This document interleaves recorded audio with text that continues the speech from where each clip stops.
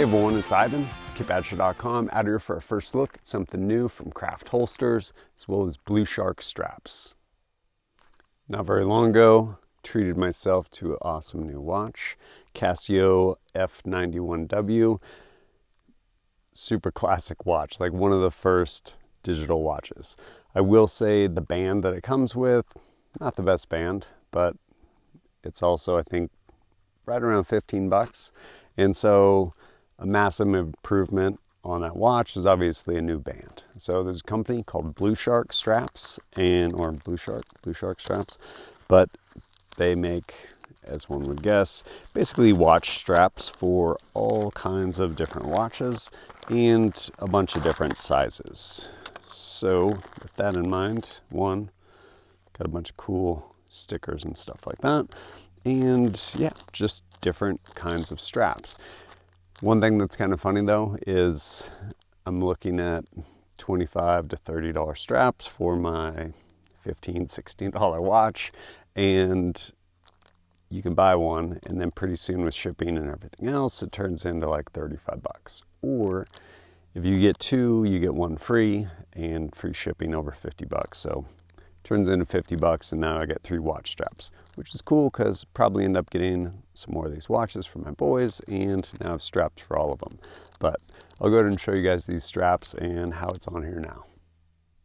Right here is my super fancy watch and my awesome new strap, force head watch. And they're basically like a NATO strap.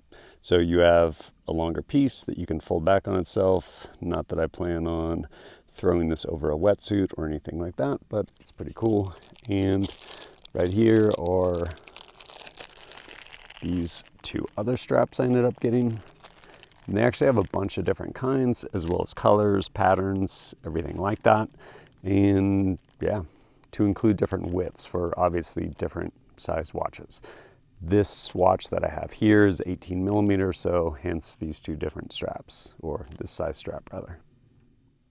Also worth mentioning, if you end up getting one of these, especially for this watch, something I definitely didn't know, is the watch pins in this are basically tapered and go one direction. So on your factory strap, you'll look at it and there'll be a direction. That's the direction the pin needs to go, and they push out one way and then come back in another way. So FYI.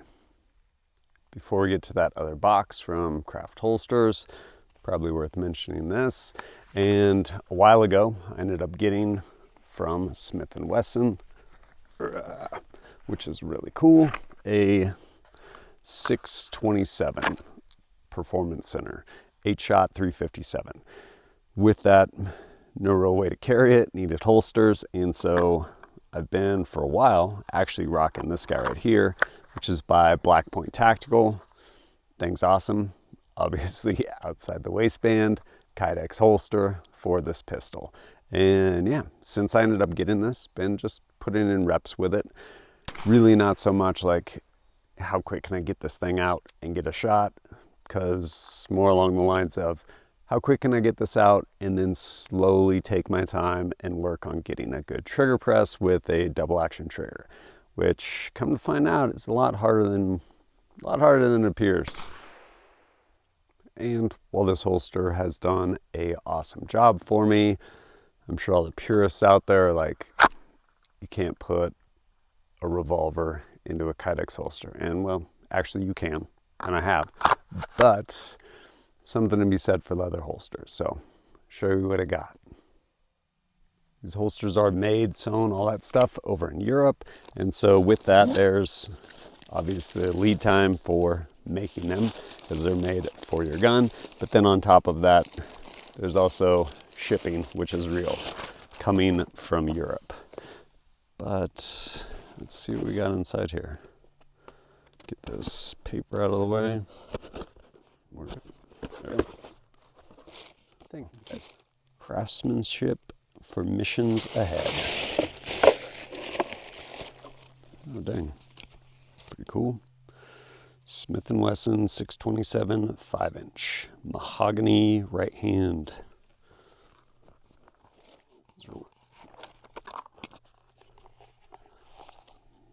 Man, that is super cool. and this guy right here, which is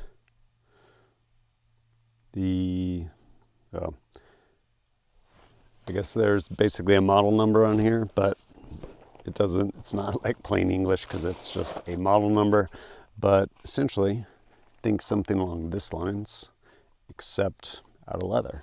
So kind of two different variations here.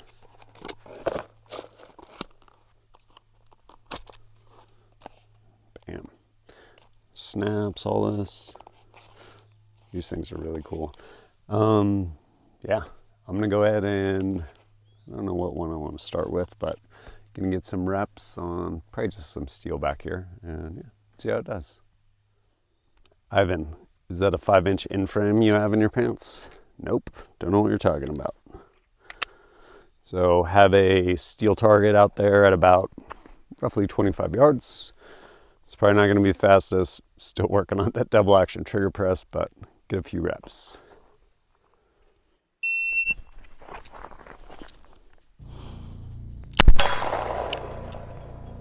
Blazing fast. 3.97. Dang, man. You're like, is that dang because that was really fast or because it was slow? It's pretty slow.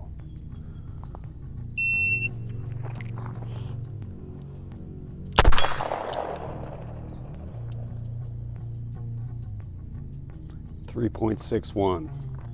Definitely new EDC. Be honest, it's hardly noticeable. Doesn't even print. Let's go.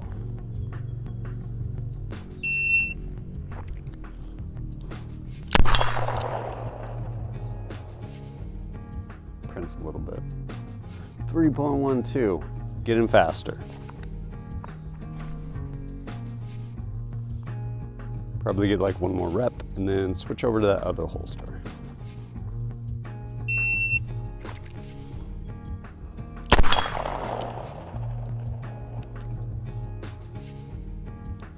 .05. We are getting faster. Something that I will say is usually shooting Kydex holsters, man, this is really, really nice to actually have like a leather holster. I will say, as far as in the waistband. Usually shooting Kydex, but something to be said for that leather, but switch this holster over.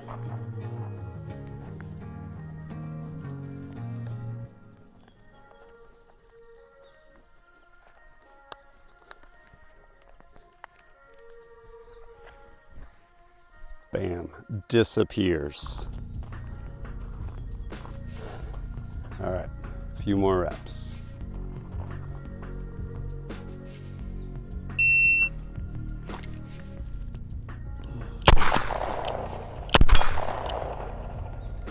With a miss, happens more than I would like. 3.5, 497, blazing fast.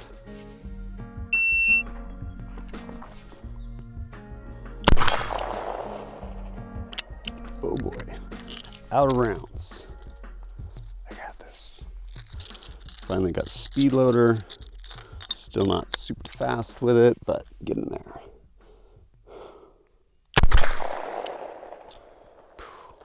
Shot to shot, that's probably like 3-second reload. All right, first round, 3.56, 15.49 second reload. Not bad. Well, it's actually terrible, but you know, break that leather holster in.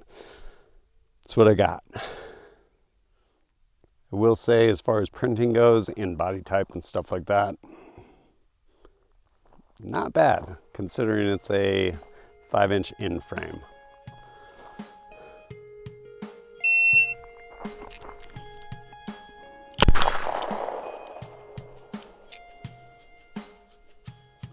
.19. Can probably do better. Probably. There is, by the way, which I should probably look into, kind of a whole, I don't know, probably a whole education piece on actually breaking in leather holsters, which I should probably do.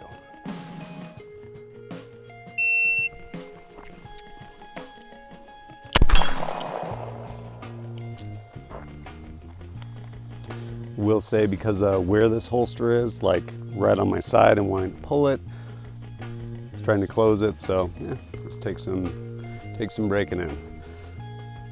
Like I said, that guy's probably at like roughly 25-ish or something, but there's a man out there, not sure if you can see it or not, at about 75, so take a few shots at that.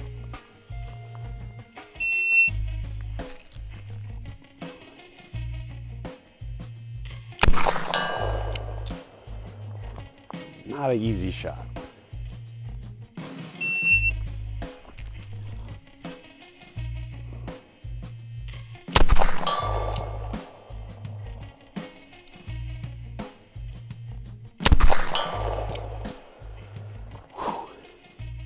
Those are so hard, but I'm slowly getting better. I will say I'm actually really enjoying my journey of shooting revolver. Never really spent time with one, and it is absolutely like a different animal for sure. And it's been fun, just kind of the journey. I recently swapped the grips out. I had basically the factory grips, which are really cool. Came with wood ones as well as some, I think maybe Hogue, like overmolded rubber grips. Both of them had finger grooves, which are probably perfect for someone, just not necessarily me. And so swapped them out to these right here. A buddy of mine gave me. These are pretty cool. They're VZ grips. And yeah, it is definitely a journey. And it's going to be cool being able to try out different holsters. And again, it really comes down to kind of where and when, why, all that stuff as far as respective different holsters. This outside the waistband, probably in the winter with lots of layers, things like that. And yeah, it can actually get away with this one might be hard to get away with, honestly, again depending on layers, but yeah, just getting to put in time with all this stuff. And revolver has definitely, or revolver if I can pronounce that, definitely been a journey. And some of the stuff I've been working on is just that trigger press, which the hopes are will basically transfer over to all of my other trigger presses, because frankly I'm terrible with it. So I was shooting with my buddy Bill Rapier, and we're shooting at a distance too, like off of tripods or something. And he's just like, man, you're starting your trigger press with daylight. And I'm like, yeah, I am. My bad. Which it is, because with daylight, whap! What's crazy though is I actually hit occasionally, but something I need to work on. And I think to that end, this journey will probably help me with that. And yeah, get to try out new stuff along the way. But there'll be links to all this stuff down below if you want to check it out, to include an awesome watch with a watch band that costs more than the watch, but definitely adds functionality to it, or comfort, which actually, quick segue. Watches are interesting in that, does it tell time? Yes. Does a Rolex tell time? Yes. I'd probably rather have Rolex, but I have this one. And it's one of those things where, especially with that factory watch band, it's not terrible. It's not the most comfortable for me. This is absolutely more comfortable. And where I'm going with that is, if something isn't comfortable, you're probably not going to wear it, whether it's a watch or a pistol. So the idea of actually having a holster that is comfortable, or for that matter, a watch band that's comfortable, it'll actually let you utilize and enjoy whatever that thing is that it actually gives you the ability to comfortably carry. So holsters or watch bands. But if you're interested in checking it out, there'll be links down below. You can check this stuff out. And as always, thanks for joining us at kitbadger.com. Look forward to seeing you next time.